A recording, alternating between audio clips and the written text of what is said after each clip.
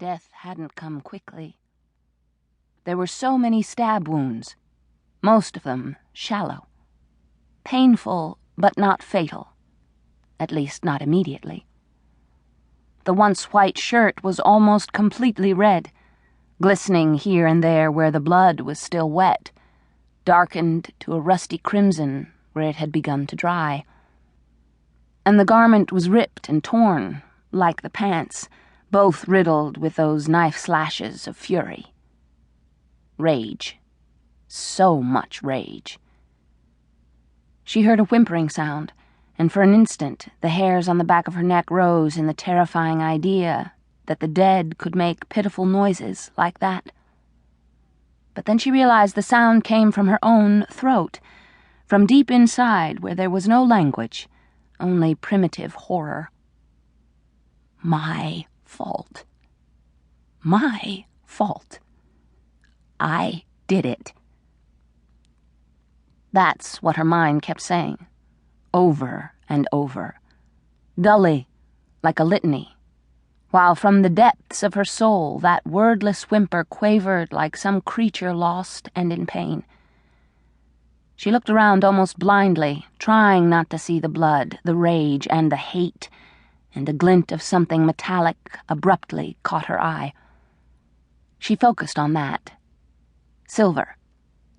A silver chain with a heart-shaped locket lying near the body, just inches from the blood-stained fingers. It took her several long seconds to recognize and understand what she was seeing. Silver chain. Locket. Silver chain. Locket. No, she whispered. Numbly, she looked down again and saw the finger of blood turn suddenly, curl toward her with determination, and before she could move, it touched the pale toe of her party shoe. The thin material soaked up the blood quickly, the scarlet stain spreading, wrapping her shrinking flesh. My fault. My fault. I did it.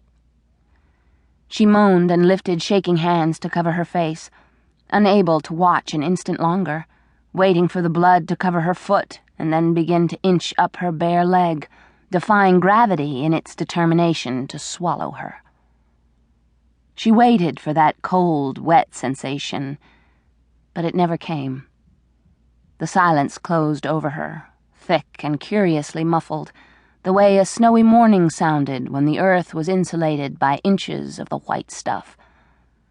She realized she was listening intently, waiting for something.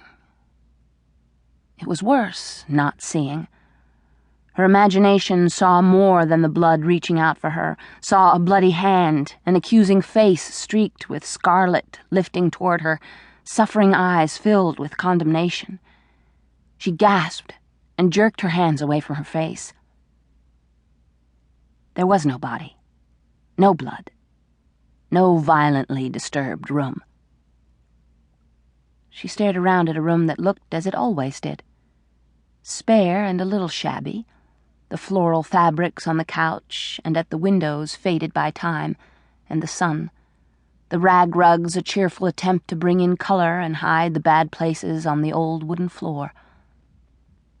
She looked down to find her party shoe pristine, not marked by blood or even dirt, because she'd been so careful, so determined to look her best tonight, to be perfect.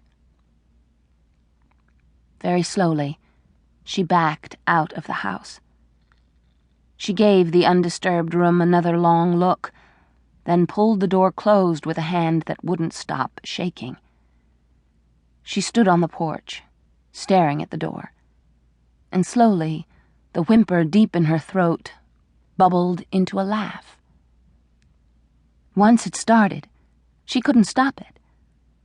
Like something with a life of its own, it flowed out of her, the sound of it high, so high she was sure it would fall to the hard wooden porch and break into a million pieces any second. She clapped her hand over her mouth, and still the laughter bubbled out until her throat